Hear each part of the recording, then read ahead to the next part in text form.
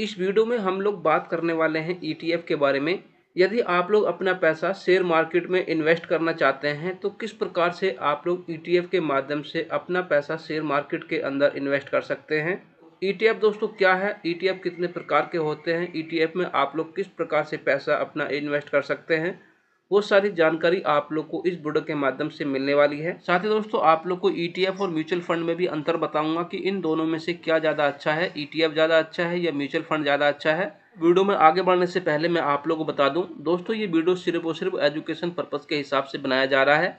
इस वीडियो के माध्यम से आप लोग को किसी भी ईटीएफ को, किसी भी म्यूचुअल फंड को, किसी भी स्टॉक को बाय या सेल करने का रिकमेंडेशन नहीं है। यदि आप लोग को किसी ईटीएफ को खरीदना है या बेचना है, या किसी स्टॉक को खरीदना बेचना है, या किसी म्यूचुअल फंड को खरीदना या बेचना है, आप लोग अपनी जानकारी के हिसाब से ही बेच या खरीद सकते हैं।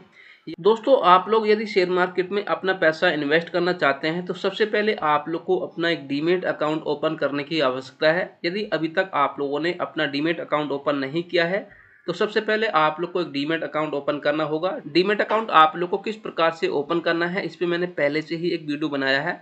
उस वीडियो का लिंक मैं वीडियो के डिस्क्रिप्शन में डाल दूंगा, आप चाहें तो उसके माध्यम से अपना डीमेट अकाउंट ओपन कर सकते हैं। डीमेट अकाउंट आप लोग ग्रो ऐप में ओपन कर सकते हैं, धन ऐप में ओपन कर सकते हैं, जीरोधा में ओपन कर सकते हैं, आप स्टॉक में ओपन कर सकते हैं। इन सभी एप्लीकेशन का लिंक मैं वीडियो के डिस्क्रिप्शन में डाल दूंगा, आप चाहें तो उसके माध्यम से भी अपना डीमेट अकाउंट ओपन कर सकते हैं। तो जैसे कि आप लोग यहाँ पे देख पा रहे हैं, मैंने यहाँ पे ग्रो ऐप को ओपन कर रखा है। ग्रो ऐप के माध्यम से मैं आप लोग को ईटीएफ के बारे में बताने वाला हूँ। जैसे कि आप लोग यहाँ पे देख पा रहे हैं, मैंने कुछ यहाँ पे वॉच लिस्ट बना रखी है। वॉच लिस्ट में दोस्तों मैंने कुछ ईटीएफ अपने ऐड कर रखे हैं। पहली वॉच लिस्ट है मेरी सिल्वर ईटीएफ। यदि आप लोग सिल्वर में पैसा इन्वेस्ट करना चाहते हैं तो आप लोग को सिल्वर के बहुत सारे ईटीएफ देखने को मिलेंगे।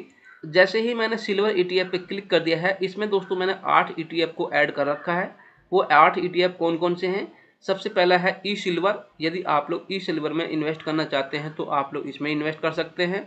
Silver ETF, Kotak silver, axis silver, HDFC silver, ICI silver, silver 20, ये दोस्तों जितने भी ईटीएफ मैंने बताए हैं ये ईटीएफ सिल्वर के हैं। यदि आप लोग सिल्वर में पैसा इन्वेस्टमेंट करना चाहते हैं तो आप लोग इनके माध्यम से अपना पैसा सिल्वर में इन्वेस्ट कर सकते हैं। दूसरी वॉच लिस्ट दोस्तों मेरी कमोडिटी ईटीएफ की है। यदि आप लोग कमोडिटी ईटीएफ में पैसा इन्वेस्ट करना चाहते हैं तो आप लोग इसमें भी इन्वेस्ट कर सकते हैं। Nippon India ETF gold 20, UTI gold ETF. यदि आप लोग गोल्ड में अपना पैसा इन्वेस्ट कर सकते हैं तो आप लोग इन दोनों ईटीएफ के माध्यम से गोल्ड में पैसा इन्वेस्ट कर सकते हैं। इसके बाद बात करते हैं नैस्डैक ईटीएफ की। यदि आप लोग यूएस की मार्केट में अपना पैसा इन्वेस्ट करना चाहते हैं तो किस प्रकार से आप लोग कर सकते हैं, इसके लिए दोस्तों आप लोगों के पास दो ऑप्शन है। नैस्डैक ईटीएफ, नैस्डैक ईटीएफ में दोस्तों क्या क्या आता है, यदि आप लोग अमेरिका की मार्केट में अपना पैसा इन्वेस्ट करना चाहते हैं तो आप लोग मोनक्यू 50, मोतीलाल, नैस्डैक 100, आप लोग इन दोनों ईटीएफ के माध्यम से यूएस की मार्केट में अपना पैसा इन्वेस्ट कर सकते हैं। इसी के साथ दोस्तों आप लोग को और भी बहुत सारे ईटीएफ देखने को मिलेंगे जो कि दोस्तों मैंने अपनी वॉच लिस्ट में ऐड कर रखे हैं। इस वॉच लिस्ट में दोस्तों मैंने 40 ईटीएफ ऐड कर रखे हैं। इन ईटीएफ के बारे में देखते हैं कि कौन कौन से ईटीएफ हैं। यहाँ पे दोस्तों मैंने ये वॉच लिस्ट ओपन कर रखी है। तो ये 40 ईटीएफ कौन कौन से हैं, जैसे कि आप लोग यहाँ पे देख पा रहे हैं, ICI tech, ITI, HDFC bank, ICI bank, HDFC Nifty 200, ICI prudential fund. तो बहुत सारे ईटीएफ दोस्तों यहाँ पर दे रखे हैं। आप लोग इन ईटीएफ को पढ़ सकते हैं। आप लोग अपनी जानकारी के मुताबिक किसी भी ईटीएफ में अपना पैसा इन्वेस्ट कर सकते हैं। और यदि आप लोग को सभी ईटीएफ की लिस्ट चाहिए तो आप लोग टेलीग्राम ज्वाइन कर सकते हैं। टेलीग्राम के माध्यम से आप लोग सभी ईटीएफ की लिस्ट को प्राप्त कर सकते हैं। अब दोस्तों हम लोग बात करेंगे ईटीएफ और म्यूचुअल फंड में क्या अंतर है, इन दोनों में से कौन सा ज़्यादा बेस्ट है, किसमें हमें अपना पैसा इन्वेस्ट करना चाहिए। अब दोस्तों मैं म्यूचुअल फंड वाले ऑप्शन पे आ चुका हूँ। यहाँ पर आप लोग को बहुत सारे म्यूचुअल फंड देखने को मिलेंगे। ऑल म्यूचुअल फंड पे जैसे ही मैंने क्लिक कर दिया है तो यहाँ पर आप लोग को Motilal Oswal mid cap fund, Parag का, एसबीआई का, क्वांट स्मॉल का, निप्पॉन इंडिया का, एसबीआई गोल्ड का, बंधन का, आदित्य बिरला का, बहुत सारे म्यूचुअल फंड आप लोग को यहाँ पे देखने को मिलेंगे। किसी भी म्यूचुअल फंड पे हम क्लिक कर लेते हैं, जैसे कि मैंने मोतीलाल ओसवाल पे ही क्लिक कर दिया है। इसमें दोस्तों जो कि हिडन चार्जेस होते हैं, क्या क्या चार्जेस होते हैं, वो सारे चार्जेस दोस्तों हम लोग को देखने होते हैं। जैसे कि मैं नीचे स्क्रॉल करता हुआ जा रहा हूँ, आप लोग नीचे स्क्रॉल करके आएंगे तो यहाँ पर आपको एक ऑप्शन दिखाई देगा, expenses ratio, exit load and tax. इस वाले ऑप्शन में दोस्तों आप लोग को देखना है। जैसे कि यहाँ पे आप लोग देख पा रहे हैं एक्सपेंसेस रेशियो, 0.69%। इसका मतलब दोस्तों क्या है? इसका मतलब दोस्तों ये है, यदि आप लोग मोतीलाल ओसवाल मिड कैप के म्यूचुअल फंड में अपना पैसा इन्वेस्ट करते हैं, एक एग्जाम्पल के माध्यम से मैं आपको समझाने का प्रयास कर रहा हूं।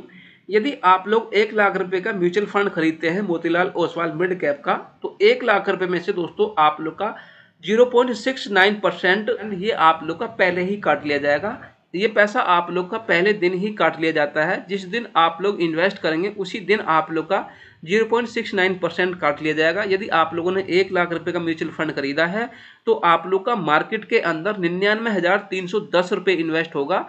690 रुपये आप लोग का एक्सपेंसेस रेशियो कट जाएगा। इसके बाद और आप लोग को क्या देखना है? इसके बाद आप लोग को देखना है एग्जिट लोड।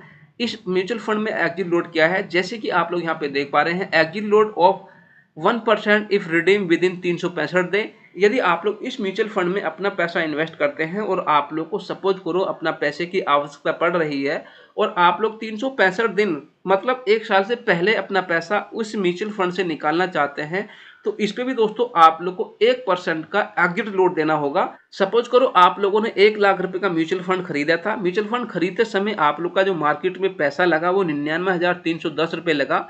इसके बाद आप लोगों ने 1 महीने या 2 महीने अपना म्यूचुअल फंड में पैसा रखा, लेकिन आप लोग को 1 महीने या 2 महीने के बाद आपको अपने पैसे की आवश्यकता पड़ रही है, आप लोग उस पैसे को निकालना चाहते हैं, लेकिन आप लोग के म्यूचुअल फंड में इस टाइम करंट बैलेंस 1,01,000 रुपए है और आप लोग उसको निकालना चाहते हैं, तो आप लोग को 1% रिडीम बैलेंस देना होगा। समथिंग आप लोग को 1 लाख रुपए ही पैसा आपको वापस मिलेगा। जितना पैसा दोस्तों आप लोगों ने इन्वेस्ट किया इतना ही पैसा आप लोग को मिला। वो पैसा दोस्तों आप लोग को 1 लाख इसलिए मिला क्योंकि म्यूचुअल फंड यदि आप लोग खरीदते हैं, म्यूचुअल फंड में आप लोग अपना पैसा इन्वेस्ट करते हैं, तो इसमें दोस्तों चार्जेस बहुत लगते हैं। जैसे कि आप लोग यहाँ पे एग्जिट लोड ही देख लिया आप लोगों ने, एक्सपेंसेस रेशियो देखा। कुछ म्यूचुअल फंड ऐसे हैं जिनमें एग्जिट लोड नहीं लगता है, कुछ म्यूचुअल फंड ऐसे हैं जिसमें एग्जिट लोड लगता है, लेकिन एक्सपेंसेस रेशियो सभी म्यूचुअल फंड में लगता है। इसी के साथ आप लोग को एक जानकारी और बता दूं, यदि आप लोग किसी म्यूचुअल फंड में अपना पैसा इन्वेस्ट करते हैं, सपोज करो कोई म्यूचुअल फंड आज बहुत डाउन है और आप लोग उसमें पैसा इन्वेस्ट करना चाहते हैं, यदि आप लोग अपना पैसा 3 बजे से पहले पहले इन्वेस्ट कर देते हैं तो आप लोग को डाउन प्राइस पे म्यूचुअल फंड मिलने की संभावना है। 100% दोस्तों आप लोग नहीं कह सकते, क्योंकि दोस्तों जिस भी म्यूचुअल फंड में आप लोग पैसा लगा रहे हैं उस म्यूचुअल फंड में आप लोग डायरेक्ट पैसा नहीं लगा रहे हैं, आप लोग सिर्फ और सिर्फ उस म्यूचुअल फंड में एक क्वेरी डाल रहे हैं, आप एक रिक्वेस्ट डाल रहे हैं कि मुझे इस प्राइस पे इस म्यूचुअल फंड में पैसा लगाना है। वो डिपेंड करता है उस कंपनी के मैनेजर पर, जो भी उस कंपनी का मैनेजर है, जो भी उसको मैनेज कर रहा है, वो उसी के ऊपर डिपेंड करता है कि आप लोग को डाउन प्राइस पे मिलेगा या नहीं मिलेगा। हो सकता है आप लोग को डाउन प्राइस पे नहीं मिले, लेकिन आप लोगों ने पैसा तो सोच के यही लगाया था कि मेरे को डाउन प्राइस पे खरीदना है, डाउन प्राइस पे पैसा इन्वेस्ट करना है, क्योंकि आप लोगों को पता था कि आज कोई म्यूचुअल फंड डाउन है, लेकिन मैंने उसमें पैसा लगाया, लेकिन उस प्राइस पे मेरे को म्यूचुअल फंड नहीं मिला। ये डिपेंड करता है उस कंपनी के मैनेजर पर। लेकिन दोस्तों ईटीएफ में ऐसा बिल्कुल भी नहीं है। यदि आप लोग ईटीएफ में पैसा लगाते हैं तो आप लोग जिस प्राइस पे देखते हैं उसी प्राइस पे आप लोग को ईटीएफ मिलता है। अब बात करेंगे ईटीएफ की। यदि आप लोग ईटीएफ में अपना पैसा इन्वेस्ट करना चाहते हैं तो ईटीएफ में आप लोग को कितने एक्सपेंसेस रेशियो देने होते हैं, एग्जिट लोड आप लोग को कितना पड़ने वाला है, और आप लोग 3 बजे तक पैसा इन्वेस्ट करते हैं या 3 बजे के बाद पैसा इन्वेस्ट करते हैं तो आप लोग को किस प्राइस पे ईटीएफ मिलेगा। जैसे कि आप लोग यहाँ पे देख पा रहे हैं, मैंने आदित्य बिरला सन लाइफ सिल्वर ईटीएफ खोल रखा है। जैसे कि आप लोग यहाँ पे देख पा रहे हैं, अभी करंट मार्केट चल रहा है। करंट मार्केट में यदि आप लोग देखेंगे तो आदित्य बिरला सन लाइफ 0.49% डाउन है। आदित्य बिरला सन लाइफ का इस टाइम 98 रुपया 25 पैसे का प्राइस है। यदि आप लोग इसमें अपना पैसा इन्वेस्ट करना चाहते हैं, आप लोग इस ईटीएफ को खरीदना चाहते हैं, तो आप लोग को 98 रुपया 25 पैसे का ही मिलेगा। इसमें दोस्तों ऐसा बिल्कुल भी नहीं है कि मैनेजर के ऊपर डिपेंड करता है कि आप लोग को मैनेजर 98 रुपया 25 पैसे पे खरीदेगा या ऊपर खरीदेगा या नीचे खरीदेगा। जो भी करंट प्राइस है दोस्तों आप लोग को इस पे ही मिलेगा। यदि आप लोग 98 रुपया 25 पैसे से भी नीचे खरीदना चाहते हैं तो इस पे आप लोग को ऑर्डर डालना होगा कि आप लोगों को कितने पे खरीदना है। यदि उस प्राइस तक ईटीएफ जाता है तो आप लोग का बाई हो जाएगा, और यदि उस प्राइस तक नहीं जाता है तो आप लोग का बाई नहीं होगा।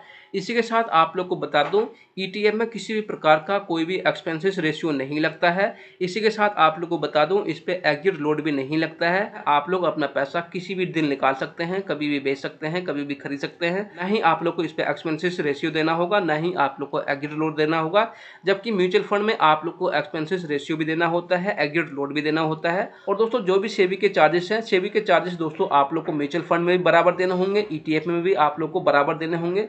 सिर्फ और सिर्फ दोस्तों अंतर यही है, आप लोग को ईटीएफ में ना ही एक्सपेंसेस रेशियो देना होगा, ना ही आप लोग को एग्जिट लोड देना होगा। साथ ही में दोस्तों इसमें ये भी फ़ायदा है कि इसमें आप लोग को किसी पे भी डिपेंड नहीं रहना है कि मैनेजर के ऊपर डिपेंड करता है कि मैनेजर आप लोग को कितने प्राइस पे खरीदेगा या कितने प्राइस पे बेचेगा, वो आप लोग का इसमें नहीं है बिल्कुल भी। और म्यूचुअल फंड में दोस्तों आप लोग का मैनेजर के ऊपर डिपेंड करता है कि मैनेजर आप लोग के म्यूचुअल फंड को कितने में बेचेगा, कितने में खरीदेगा। दोस्तों मैंने आप लोग को दोनों में अंतर बता दिया है कि ईटीएफ में फायदा है या म्यूचुअल फंड में फायदा है, या म्यूचुअल फंड में आप लोग को क्या क्या चार्जेस देने होते हैं और ईटीएफ में आप लोग को क्या क्या चार्जेस देने होते हैं।